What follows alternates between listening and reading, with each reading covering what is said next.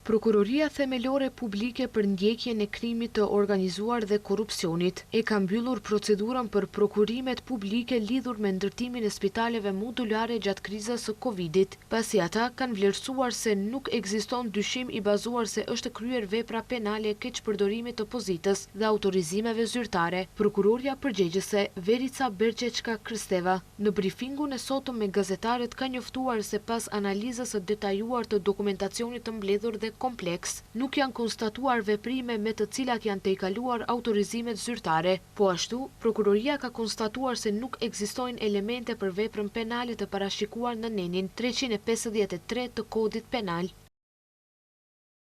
Në kuadrët e hetimit janë analizuar prova lidhur me procedurat e prokurimit publik për gjithsej 19 spitale modulare. Për prokurimin e 17 objekteve modulare është konstatuar se ishin përgatitur të gjitha elaboratet e nevojshme dhe certifikatat përkatëse.